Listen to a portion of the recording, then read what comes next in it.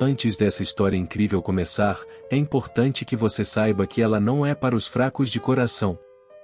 A história que você está prestes a ouvir é baseada em fatos reais e é tão assustadora que pode fazer com que você se pergunte se o que estamos prestes a contar realmente aconteceu.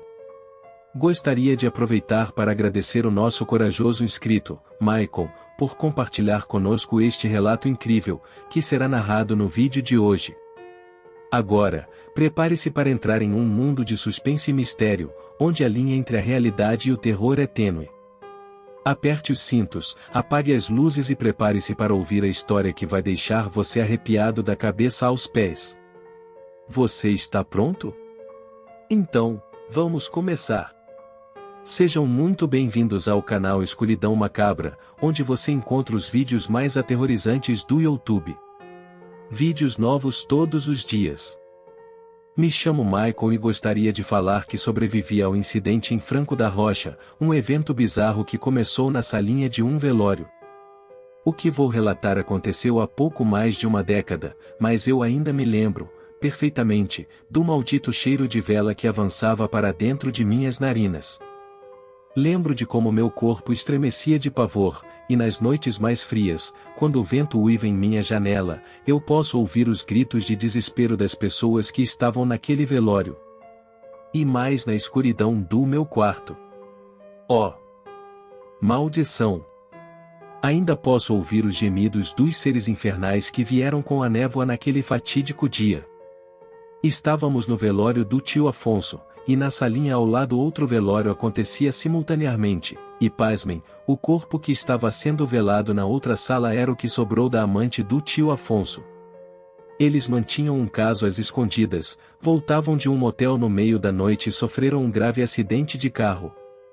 O tio Afonso lutou por sua vida até o hospital, mas não resistiu, já a sua amante, morreu no local, prensada por um carro forte. Nas palavras de alguns transeuntes, a visão de boa parte do seu corpo entre as ferragens era idêntico a um acervo de carne moída expelido pelo aço triturante de um açougue. Todavia, os responsáveis pelo manejo do corpo fizeram um ótimo trabalho antes de colocá-la no caixão, mantendo seu busto quase intacto, apesar do rosto parcialmente danificado, e a parte inferior de seu corpo, a mais agredida no acidente, exigiu um minucioso trabalho para que aquele quebra-cabeça de carne e osso fosse montado. E apesar da aparência disforme e esquelética que a amante se encontrava, puderam manter o caixão aberto durante o velório, cobrindo a deformidade inferior do corpo com lindas flores brancas. A tristeza era visível no rosto de todos. A melancolia era quase palpável entre as quatro paredes do velório, o ar fúnebre que nos cobria como um lençol, penetrando em nossa pele como um abraço depressivo, percorria o corredor que dava acesso ao lado de fora. Lá fora, a melancolia também se manifestava, na estreita rua de terra, permeada pelas lamentosas árvores secas do inverno, e também, no grande portão enferrujado que servia de pouso para alguns corvos. Do outro lado da rua de terra, rente à entrada do velório, se encontrava um muro repleto de lodo, muro esse que dividia, do lado de cá, as duas salinhas do velório, e do lado de lá, lápides, covas e jazigos. Aquele foi um dia triste para muitos. 2 velórios, 2 famílias desoladas, 2 vidas que se foram. O carro fúnebre que trouxe o cadáver do meu tio e de sua amante estacionava novamente, com mais um defunto que, em breve, substituiria o lugar do meu tio Afonso, assim que seu velório acabasse. Carros e mais carros chegavam, trazendo os familiares do próximo morto que seria velado naquela salinha. Do lado de fora, uma família desconhecida para nós, compartilhando do mesmo sentimento lastimável, aguardavam enquanto nos despedimos do tio Afonso, para que mais tarde, eles também pudessem se despedir de seu ente querido, agora falecido. Não bastassem os 2 velórios, mas o terceiro que se iniciaria em breve, da família que aguardava lá fora, recebemos notícias de que mais tarde o carro funerário partiria em busca de um novo morto. Bem afortunada era a morte naquela fria tarde de domingo. Fomos notificados de que em 15 minutos o caixão do meu tio, e o de sua amante, deveria ser fechado para seguir caminho entre as lápides. Entre choros e lamentos, nos aproximamos do tio Afonso para um último adeus, inclusive minha tia que, deixando o rancor de lado, despedia-se de seu infiel defunto com um beijo na testa, aos prantos. O mesmo acontecia no velório da defunta amante, na sala ao lado.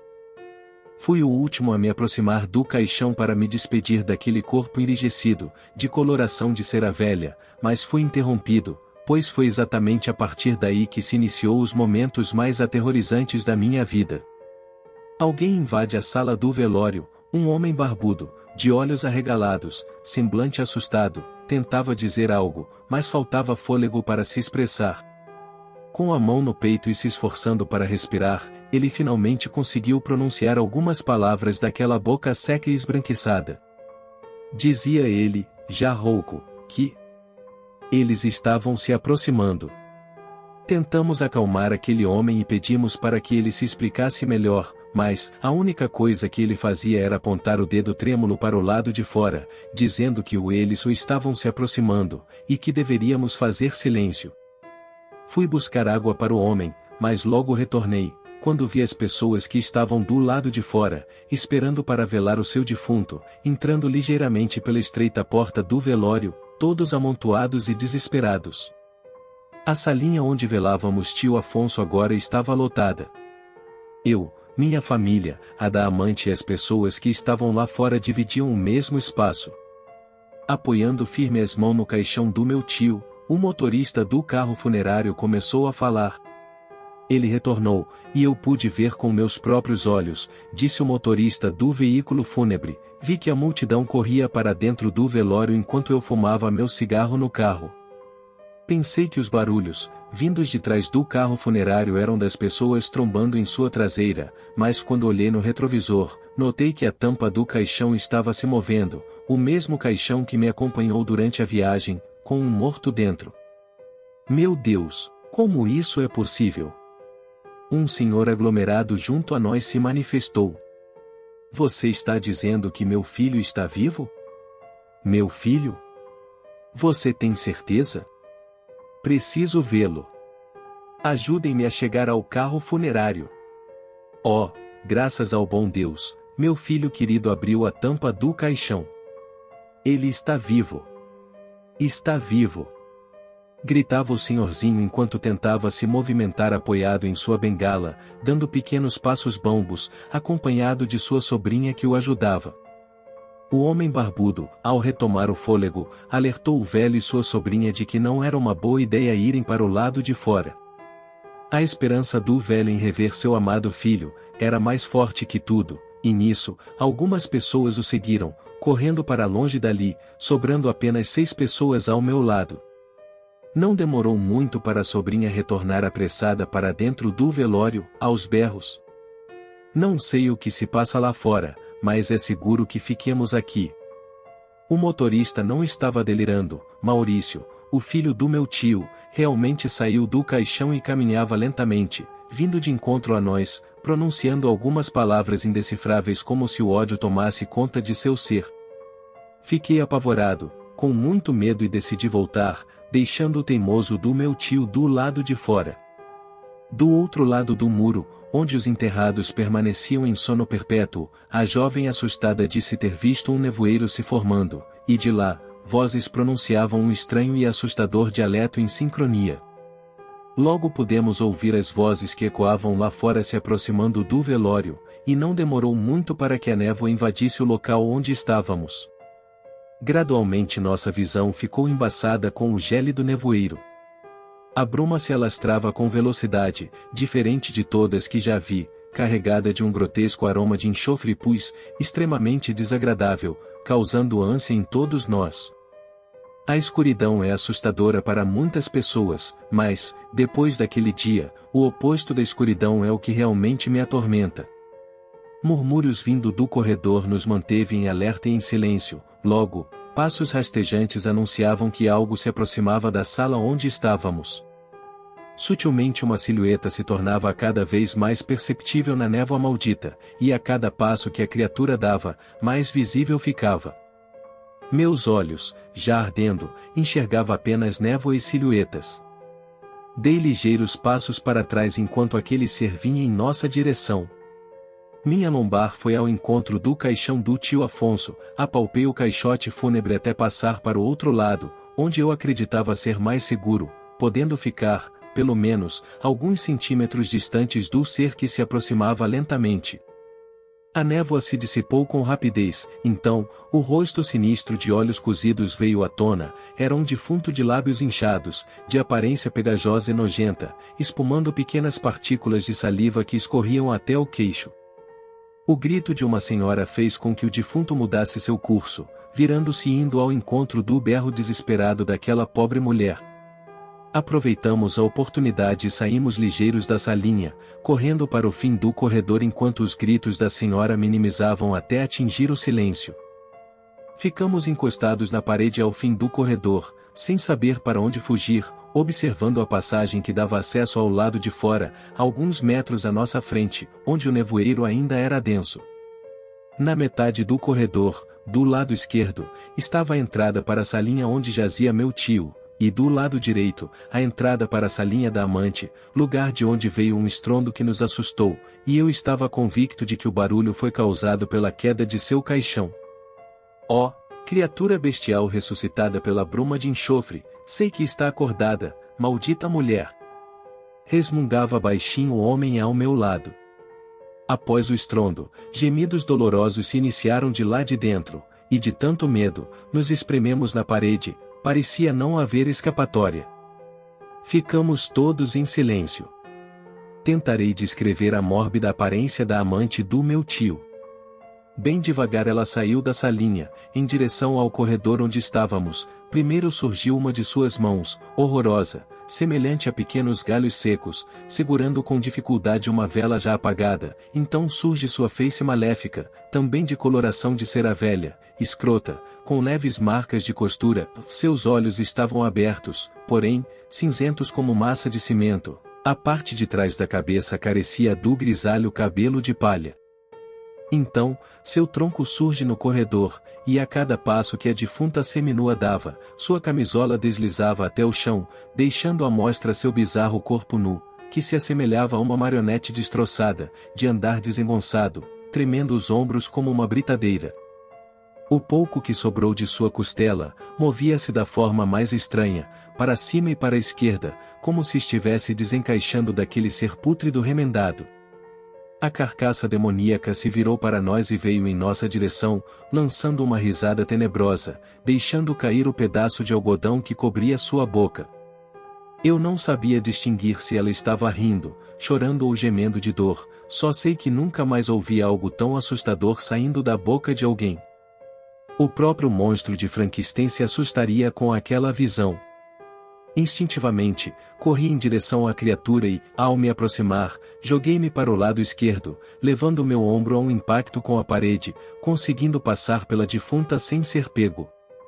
Parei mais à frente, ainda no corredor, fazendo sinal para que as outras pessoas viessem comigo. Foi quando percebi que meu tio Afonso estava sentado em seu caixão, fixando o olhar em mim, e o outro defunto estava imóvel no canto da parede.